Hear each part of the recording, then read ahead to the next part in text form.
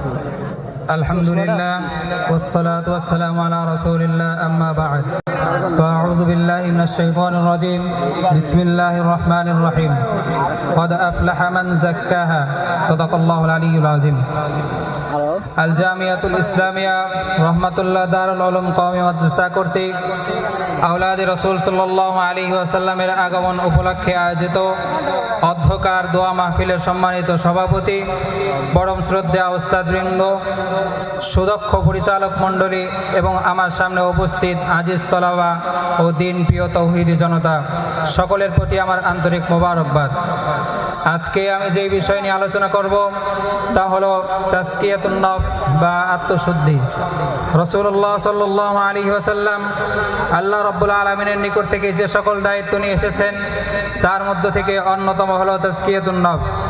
যেমন আল্লাহ তাআলা পবিত্র কোরআনে হাকিমের মধ্যে বলেন, ইয়াতলু আলাইহিম আয়াতিহি ওয়া ইউযাক্কিহিম।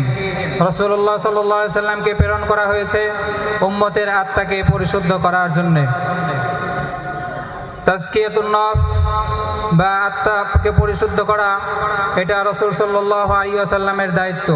এই ব্যাপারে পবিত্র কোরআন হাকিমের মধ্যে আল্লাহ তাআলা বলেন, কদ আফলাহা মান যাক্কাহা, অন্যত্র বলেন কদ আফলাহা মান তাযাক্কা। যে ব্যক্তি সফলতা অর্জন করতে চায় সে যেন তার আত্মাকে পরিশুদ্ধ করে। কিন্তু রাসূল সাল্লাল্লাহু আলাইহি ওয়াসাল্লামের ইন্তেকালের পরে সেই দায়িত্ব দ্বীনের অন্যান্য দায়িত্বর ন্যায় উলামায়ে কেরামের নিকটে প্রবর্তিত হয়েছে। তাজকিয়াতুন নফস হলো মানুষকে, উম্মতকে সকল প্রকার ভ্রান্ত মত ও পথ থেকে ফিরিয়ে এনে সরল সঠিক পথ এবং জান্নাতের পথে পরিচালনা করা। এই বিষয়টা কিভাবে হবে একটা উদাহরণ দিলে আপনারা ভালোভাবে বুঝতে পারবেন যে আমাদের শাহজাদপুরের একজন সদ্য ধনী ব্যক্তি, তিনি নিয়ত করেছেন ঢাকা জাতীয় সংসদ ভবন দেখবেন, কিন্তু তিনি সংসদ ভবনে কিভাবে যাবেন সেই রাস্তা তিনি চেনেন না। যিনি একাধিকবার সংসদ ভবনে গিয়েছেন এরকম একজন দক্ষ ব্যক্তির কাছে গিয়ে তিনি গাইড নিলেন। তখন সেই ব্যক্তি একটি খাতা এবং কলম নিয়ে তিনাকে গাইড দিচ্ছেন যে আপনি আপনার বাড়ি থেকে বের হবেন, বের হওয়ার পরে এই সোজা রাস্তায় যাবেন, তারপরে ডাইনে যাবেন, তারপর আবার বামে যাবেন, তারপর আবার একটু সোজা গিয়ে তারপর ডাইনে, তারপর বামে, আবার ডাইনে। এই বিষয়টাকে মসজিদের ইমাম সাহেব দেখে তিনি দেখলেন যে ওই ব্যক্তির মুখটা মলিন হয়ে গেছে। তখন তিনি বললেন, আপনি যেভাবে গাইড দিচ্ছেন আর আপনি যেভাবে নিচ্ছেন এভাবে তিনি সংসদ ভবনে পৌঁছাতে পারবেন না, বরং আমি একটা সহজ পন্থা আপনাকে বলে দেই। আমি শুনেছি আগামীকাল জাতীয় সংসদ অধিবেশন হবেন, সেখানে শাহজাদপুরের সম্মানিত এমপি সাহেব তিনি অংশগ্রহণ করবেন।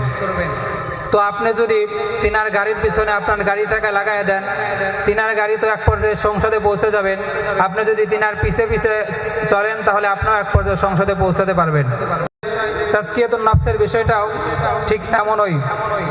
যদি আপনি আপনার জীবনে সফলতা অর্জন করতে চান তাহলে আপনার জীবনের গাড়িটাকেও হযরতুল আল্লাম মাওলানা মুফতি আব্দুর রউফ সাহেব দামাত বারাকাতুহুর গাড়ির পিছনে লাগায় দেন না, কারণ তিনি গাড়ি লাগিয়েছেন হযরত মাওলানা মুফতি আবরারুল হক দামাত বারাকাতুহুর গাড়ির পিছনে, তিনি গাড়ি লাগিয়েছেন হাকিমুল উম্মত, তিনি গাড়ি লাগিয়েছেন মহিউস সুন্নাহ মাওলানা আবরারুল হক রহমাতুল্লাহর গাড়ির পিছনে, তিনি গাড়ি লাগিয়েছেন হাকিমুল উম্মত আশরাফ আলী থানভী রহমাতুল্লাহের গাড়ির পিছনে, তিনি গাড়ি লাগিয়েছেন হাজী ইমদাদুল্লাহ মুহাজিরে মাক্কি রহমাতুল্লাহের গাড়ির পিছনে, তিনি গাড়ি লাগিয়েছেন মিয়াজি নূর মুহাম্মদ জানজানবী রহমাতুল্লাহের গাড়ির পিছনে, তিনি গাড়ি লাগিয়েছেন শাহ আব্দুর রহিম শহীদ রহমাতুল্লাহ আলাইহির গাড়ির পিছনে, তিনি গাড়ি লাগিয়েছেন আব্দুল বারি আমরুহি রহমাতুল্লাহ আলাইহির গাড়ির পিছনে, তিনি গাড়ি লাগিয়েছেন আব্দুল হাদি আমরুহি রহমাতুল্লাহ আলাইহির গাড়ির পিছনে, তিনি গাড়ি লাগিয়েছেন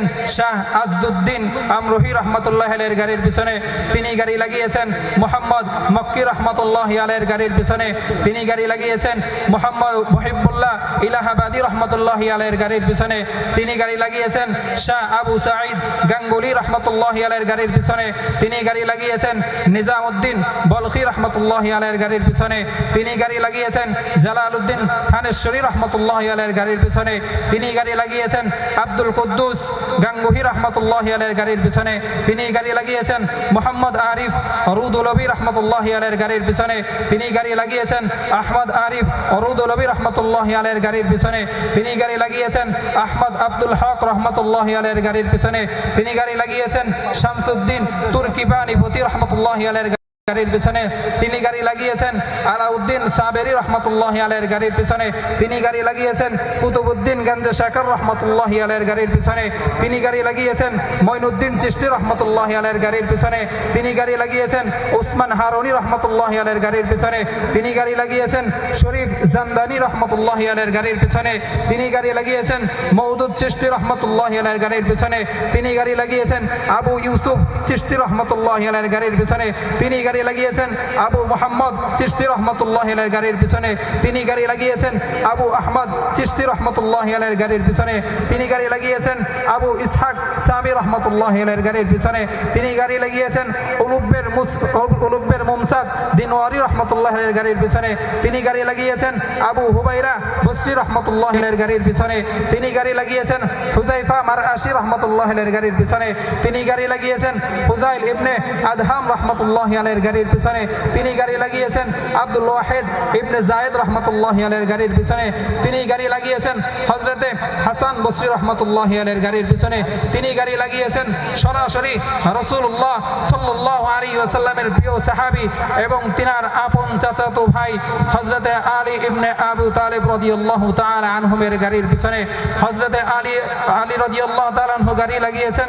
সরাসরি উসওয়াতুল হাসানা আর রহিম আর রউফ আল মুজাম্মিল আন নূর হাবিবুল্লাহ সিরাজুম মুনীরা আল মুস্তাফা আল আমিন আশ শাফি খাতামুন নবিয়্যিন রাহমাতুল লিল আলামিন ইমামুল মুরসালিন প্রিয় নবী হযরত মুহাম্মদ সাল্লাল্লাহু আলাইহি ওয়াসাল্লামের গাড়ির পিছনে মুহাম্মদ সাল্লাল্লাহু আলাইহি ওয়াসাল্লামের গাড়ি চলতে চলতে যখন জান্নাতে পৌঁছে যাবেন তিনার পিছে থাকা এই লম্বা গাড়ির বহর জান্নাতের মধ্যে ঢুকে যাবে।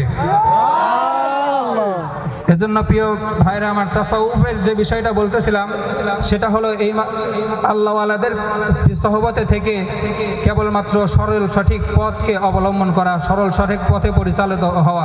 আল্লাহ তাআলা আমাদেরকে উলামায়ে কেরামের তাসাউফ গ্রহণ করে সরল সঠিক পথে পরিচালিত হওয়ার তৌফিক দান করেন। আসসালামু আলাইকুম ওয়া রাহমাতুল্লাহ।